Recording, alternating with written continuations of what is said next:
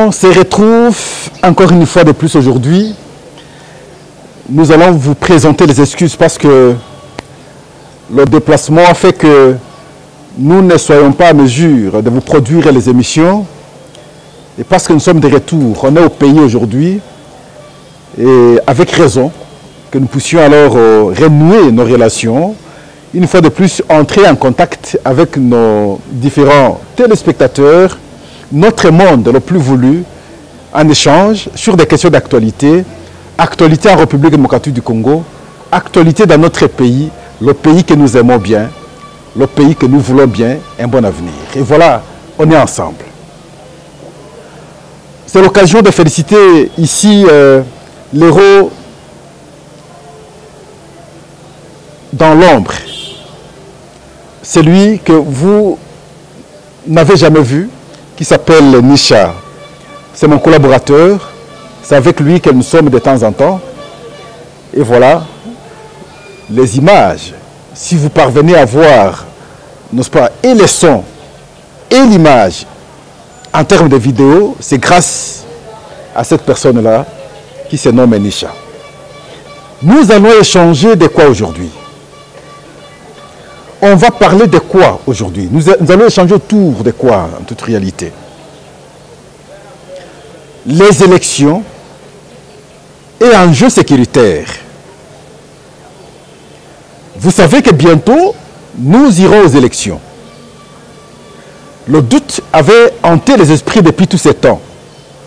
Est-ce qu'il y aura élection? Est-ce qu'il n'y aura pas élection? Est-ce qu'on ne va pas connaître ce que nous avions connu en 2016? Parce qu'en 2016, on n'a pas eu les élections. Il a fallu maintenant trouver les cadres d'échange. 2 fois, diront, lesquels cadres nous ont amenés jusqu'au dépassement et organiser des élections en 2018. Là, un article de la Constitution a été évoqué. L'article 70, qui a fait débat.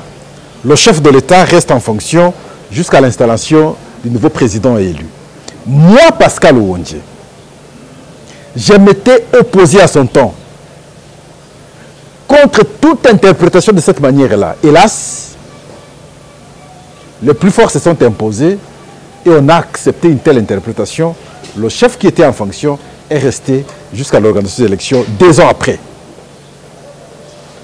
Cette fois-ci, certaines personnes commençaient à tenter, forcer ce débat. Et je leur disais toujours, je ne pense pas que cela soit fait avec Félix-Antoine Tshisekedi aujourd'hui.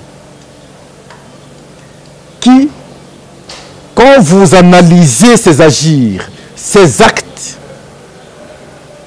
il force le respect de la Constitution. Et quoi plus normal qu'organiser des élections en ayant 5 ans, tel que prévu dans la disposition, sinon de l'article 220 plutôt de la Constitution. Le mandat est de 5 ans, une fois renouvelable. Et voilà, on est à ce cadre. Les candidatures de députés provinciaux et nationaux étaient déposées. Et aujourd'hui, on est en train de déposer pour la présidentielle. Les listes définitives pour les candidats à la députation nationale, c'est déjà sorti, même si d'autres dossiers sont encore à la Cour constitutionnelle. Sûrement d'ici quelques jours, on aura tout clôturé. La deuxième étape sera cette fois-là la liste définitive des candidats à la députation provinciale. Mais en même temps, c'est le dépôt pour la présidentielle qui continue. Comme pour dire que les élections, l'organisation des élections devient à ce stade irréversible. Et donc, le pays se prépare maintenant à aller aux élections prévues à la fin de cette année pour que finalement, d'un côté, on ait un nouveau président de la République démocratique du Congo. Sûrement, de notre part, nous savons que ce sera une reconduction de l'actuel président, que nous appelons bien Béton, et aussi renouveler les 500 députés à l'Assemblée nationale et les sénateurs. Nous sommes dans ce cadre-là. Et chacun aujourd'hui se prépare. Mais maintenant, la responsabilité première, c'est à la population qui sera obligé de faire le choix. Je vous ai toujours dit, je vous le répète, et je vais continuer à le répéter. Quand nous faisons mal le choix, nous allons l'assumer pendant 5 ans. Parce que si, par les élections, qui en principe, selon moi, selon Pascal Ouandje, qui est un cadre à travers lequel la population se permet de faire le choix sur le meilleur d'entre nous.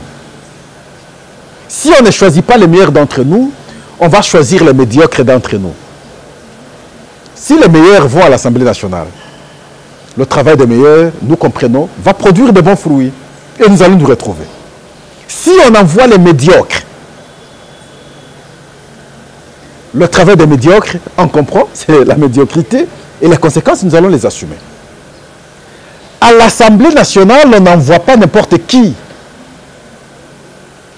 À l'Assemblée nationale, ce n'est pas du théâtre. En toute réalité, vous devez avoir la capacité de concevoir. La capacité d'être compétitif avec les autres. La capacité de vous exprimer correctement.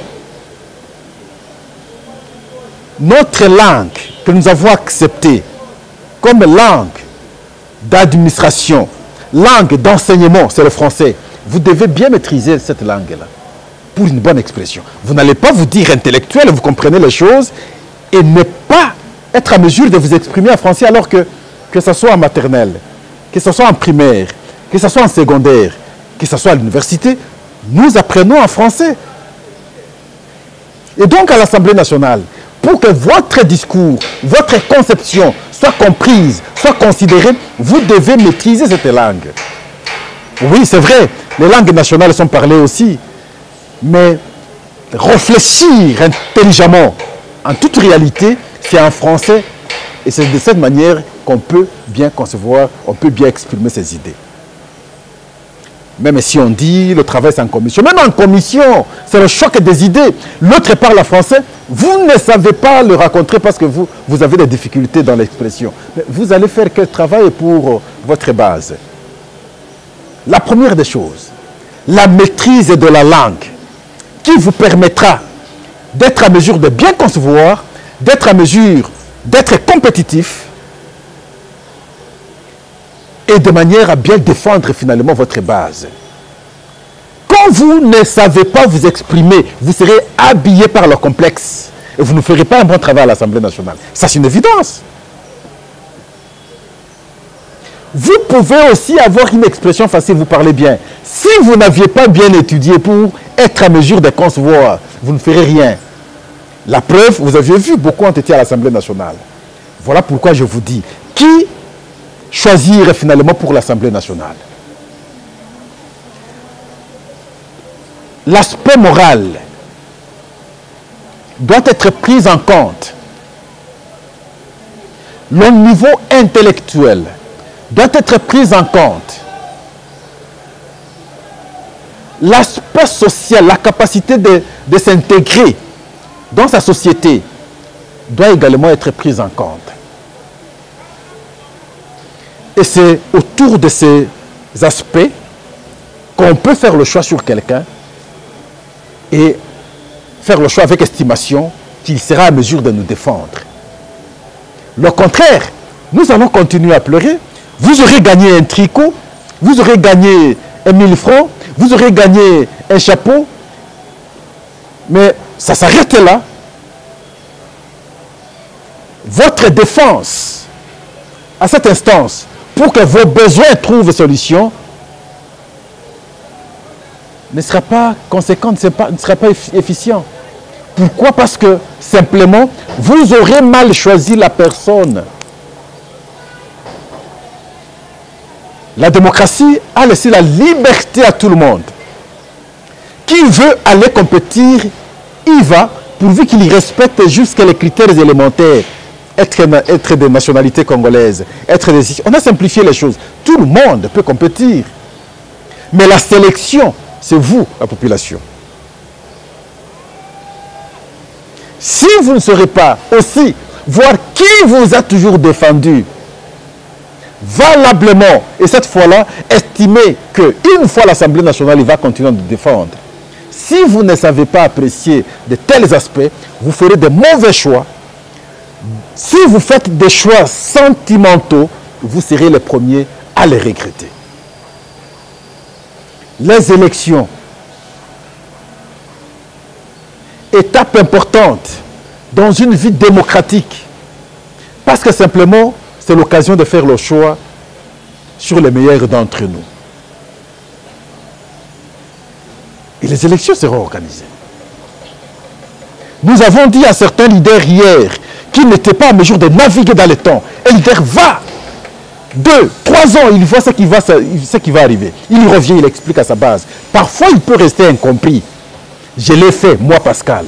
Quand j'expliquais le cas, par exemple, de ceux qui refusaient aller déposer les candidatures pour la députation nationale et provinciale. C'est ici, vous allez vous en souvenir. J'ai prodigué des conseils. La meilleure des choses, c'est aller déposer d'abord des candidatures, continuer maintenant vos revendications avec la CENI. Ça peut arriver un jour que vous entendiez avec la CENI. Mais si vous n'aurez pas déposé déjà préalablement, sinon en amont, les candidatures, et que pendant le processus, vous mettez d'accord avec la CENI, ce sera trop tard, parce qu'on aura clôturé déjà la date du dépôt des candidatures. Nous y sommes. Et voilà, certains cherchent maintenant à aller déposer des candidatures. Bonne chose. Déposer des candidatures, bonne chose. Mais vous aurez rendu très mauvais service aux autres. Je parle du cas de mon grand frère, le président Martin Fayoulou. Tout le monde l'avait évoqué la fois passée. J'ai bien voulu le marteler parce que quand je parlais, personne ne pouvait me croire. J'ai eu des appels à son temps. Les gens pensaient que je spéculais. Je ne spéculais pas. J'analysais objectivement. J'anticipais les événements. Nous y sommes. L'autre cas, c'est le cas de Matata Pogno. Je vous disais que le prétexte qu'il avançait, qu'il était candidat, on m'indispose parce qu'on ne veut pas que j'aille comme candidat et les gens ont peur de moi. Je disais qu'on ne peut pas avoir peur de Matata Pogno. Je ne le minimise pas. Mais simplement, il n'a pas l'ancrage national pour que finalement, on ait peur d'une candidature comme celle de Matata Pogno. Je ne crois pas. Le dossier Bukangalonzo, mais c'est un dossier très sérieux. Les dilateurs ont commencé à la Cour constitutionnelle. Je sais un peu de rire, franchement. Le premier prétexte avancé par les avocats lors de la première audience, ah oui, c'était un peu fondé. Non, certains documents ne sont pas en possession. Il faut aller avec des armes égales. Et on avait incombé la faute maintenant au service de la Cour constitutionnelle qui n'a pas été à mesure maintenant de distribuer les documents. On avait programmé, on avait accordé le temps à la défense, d'avoir le temps de lire ces documents et revenir à une certaine date pour la deuxième audience. À la deuxième audience, un autre prétexte arrive. Matata Pogno malade. Il sollicite 45 jours. Ah mais non, c'est pas possible. Et pourtant, pas longtemps, il déposait la candidature. Là, il n'était pas malade. Bon, comme c'est la santé, on s'incline. Au moins, la Cour a dit que nous l'accordons 3 semaines et non 45 jours. Donc, dans 3 semaines, je crois, au début du mois d'octobre, il sera obligé de venir maintenant se présenter devant la justice. Ici, la Cour constitutionnelle. Présenter les éléments de défense. Les accusations sur la gestion des fonds alloués au projet de Bukangalonzo. On parle de 250 millions de dollars américains. Beaucoup d'argent. L'ancien gouverneur de la banque est là. Le responsable de l'Africom est là. Mais on a l'impression comme si Matata Pogno commence à hésiter, commence à avoir peur. Non. Vous chantiez à qui voulait vous entendre que vous étiez très disposé pour vous défendre, présenter les éléments de défense, parce que vous ne vous reprocherez de rien. Mais aujourd'hui, on a l'impression que vous commencez à vous reprocher de quelque chose. Les dilatoires ont commencé. Le prétexte, ou les différents prétextes, c'est pour aboutir à quoi? Parce qu'on sait qu'au mois de novembre, c'est la campagne électorale. Il faut déjà chercher à retarder les choses au mois d'octobre. Peut-être que lorsque nous allons arriver pendant la campagne, ça peut créer une autre image. Mais comment un candidat qui devrait battre campagne, et voilà, on le poursuit en justice? Non, mais non. Le dossier a commencé très longtemps. N'eût été le mauvais arrêt rendu à son temps par l'ancien président de la Cour constitutionnelle, qui, après nos vérifications, on s'est rendu compte qu'ils ont des relations, sont des amis d'une certaine promotion à l'université de Kinshasa, même si l'un était en droit, l'autre était en économie. Ça, c'est nos investigations. N'eût été cet arrêt, ce dossier aurait déjà été clôturé et la population serait déjà fixée de ce qui s'est passé effectivement sur cette gestion. Voilà pourquoi je dis, pour éviter tous ces prétextes, le procès doit rester public.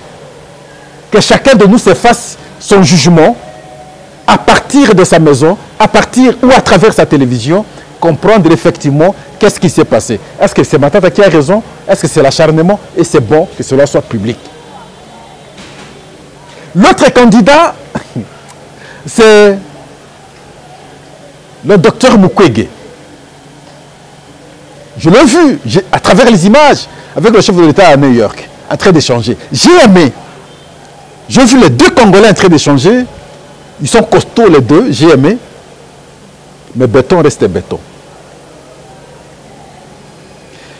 Nous avons besoin des intellectuels qui méritent notre respect comme les gens comme des Mukwege. Tout le monde ne peut pas faire la politique. En politique, ça ne marche pas. Restez scientifique. Vous serez une personnalité de référence pour nous autres. Mais quand vous laissez ce cadre de respect, le cadre exceptionnel, et vous quittez ce cadre-là pour aller en politique, et alors que visiblement, ce n'est pas votre monde, ça va vous desservir simplement. J'attends qu'il dépose sa candidature. Je ne sais pas s'il a déjà déposé, je ne crois pas trop. Qu'il dépose sa candidature. Mais ça servira à quoi? Pour seulement trouver aussi des prétextes lorsqu'on va proclamer les résultats. Mais alors que visiblement, il passe inaperçu. Il peut venir ici sur cette route. Il peut passer ici, personne ne saura le reconnaître. Mais pour aller comme candidat, la première, au niveau national, la première des choses élémentaires, c'est estimer votre connaissance auprès de multiples Congolais à travers le pays. Si le seuil de la connaissance va au-delà du moitié, alors à ce moment-là, vous pouvez prétendre aller comme candidat. Mais si vous êtes méconnu, mais vous serez élu candidat président comment? Le fait d'avoir un hôpital où, avec respect, avec reconnaissance, vous réparez nos femmes violées? Non, c'est dans ce cadre-là que vous méritez notre respect exactement.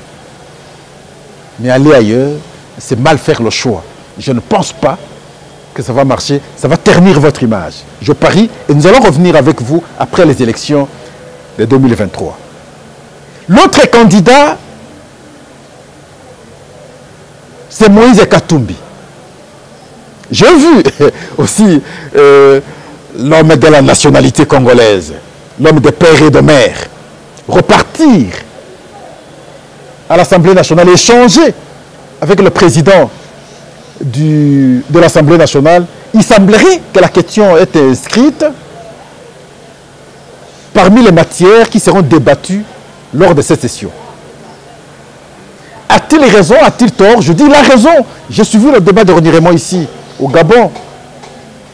Nous suivons le débat à travers les autres pays. Quoi plus normal que avoir aussi certaines conditions pour briguer, en tout cas la magistrature suprême. Mais ce que je ne comprends pas, ce que je ne sais pas admirer, c'est l'irreconnaissance. Ce n'est pas bon dans la vie.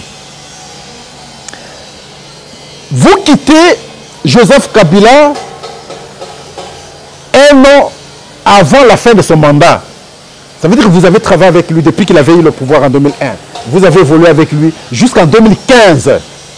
Son mandat prenait fin en 2016. C'est en 2015 que Moïse Katumbi va quitter maintenant Joseph Kabila. Une année avant son mandat. Et vous allez vous rendre compte aussi, avec Félix Tshisekedi, c'est la même chose. Il va évoluer avec le président Félix Tshisekedi. C'est une année avant la fin de son mandat qu'il va se séparer, il va quitter maintenant l'Union sacrée. Les mêmes méthodes réapparaissent. Mais simplement, avec Joseph Kabila, on a été clair s'il fallait l'insécuriser, le dossier des mercenaires. Et finalement, on l'a sorti du pays. Il est parti, il a trouvé une fenêtre de fuite, il est parti. Pour rentrer, les conditions n'étaient plus possibles pour lui. Et la preuve, ils sont venus jusqu'à l'entrée de Lubumbashi. On a regardé de loin. Et sans avoir l'accès d'entrer au pays. C'est une histoire récente. Ils se sont arrêtés à Kasumbalesa. C'est une histoire récente. Pourquoi j'évoque cette question? Parce que certaines personnes trouvent des raccordements frauduleux. Comme pour dire, on arrête Kalonda. C'est parce qu'on cherche Moïse Katumbi. Mais si on cherche Moïse Katumbi, on ne peut pas passer par le dos de la cuillère. Joseph Kabila n'est pas passé par le dos de la cuillère. On l'attaquerait directement. Et vous ignorez que c'est Félix Antoine Tshisekedi en question qui a accepté que ceux qui ont été chassés hier reviennent librement au pays. Aujourd'hui, l'irreconnaissance. C'est lui qui a accepté qu'ils reviennent. En revenant au pays, il trouve des alibis très facilement comme il avait fait à l'époque. Un an avant la fin du mandat, il quitte pour trouver prétexte. Non. Salomon Kalonda. Je constate même les débats auprès de mes confrères. Mais mon frère Mike Mukebai, il n'y a pas quelqu'un qui s'est battu pour Moïse Katumbi comme celui-là. Il est en prison. Je n'entends pas les gens le défendre. Mon frère et moi, je vous défends. Je veux que vous retrouverez votre liberté. Même si certains vont dire, bon, parce qu'il est dit, étant donné qu'ils sont du même camp, ils se sont battus sur le kiosque, c'est un ami, tout ça. Oui, c'est mon ami, je dois le défendre. Parce que je ne comprends pas aujourd'hui, tout le monde c'est Kalonda, Kalonda, Kalonda. Ah, parce que peut-être qu'il sort l'argent. Mais Mike, on ne parle plus de Mike. Et les gens forcent les arguments simplement parce qu'il faut citer le nom de Kalonda à la télé pour avoir l'argent. C'est pas possible. Waouh. Son dossier, sur le cours normal, c'est un dossier sensible sur la sécurité. Nous ne pouvons pas nous exercer, nous, à ce stade, à partir du moment où le procès, normalement, n'a pas commencé, et ce n'est pas à mon niveau, de donner l'impression de tout maîtriser sur le dossier. Non.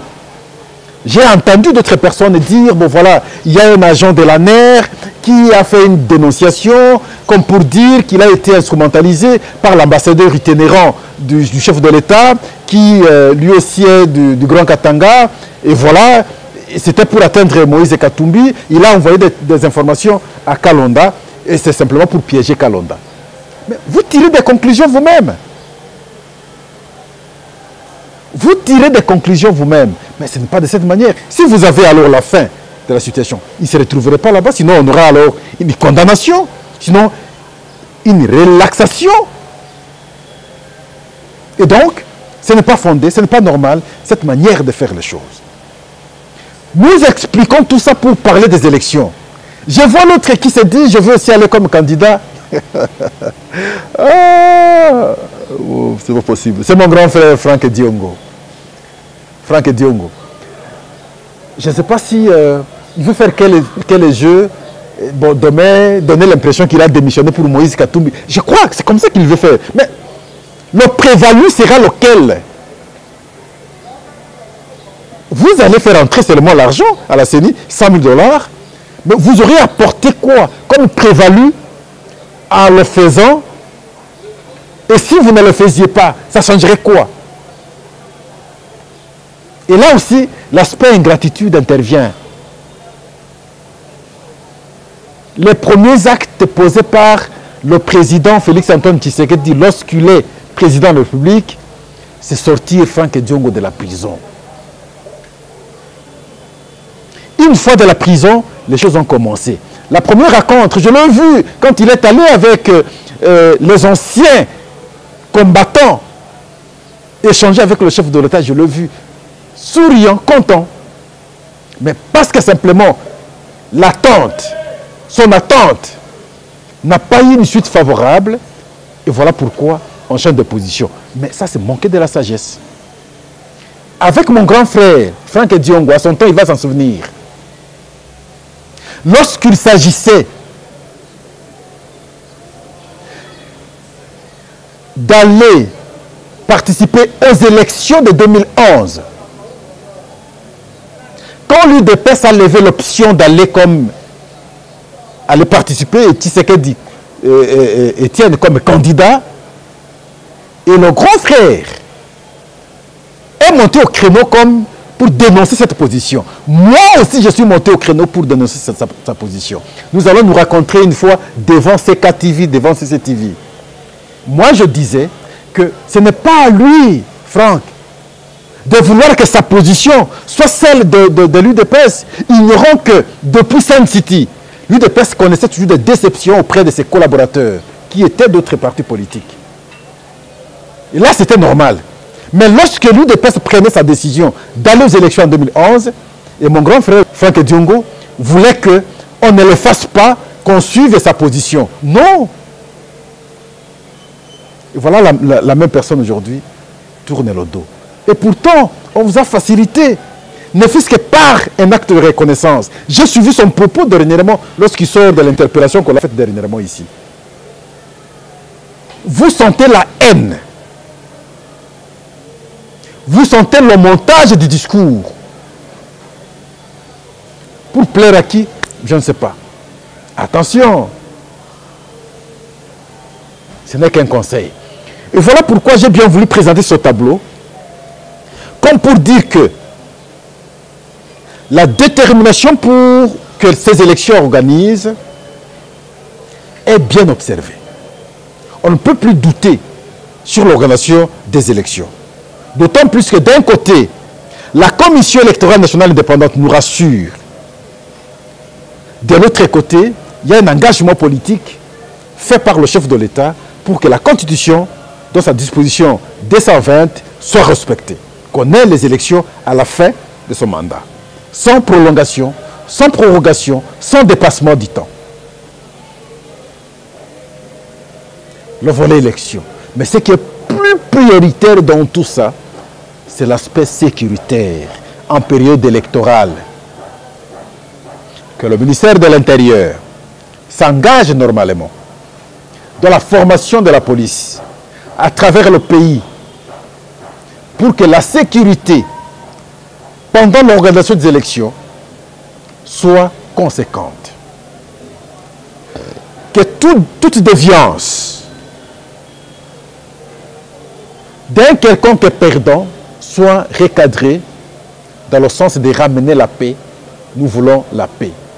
Nous vous disons merci. Au revoir, à la prochaine.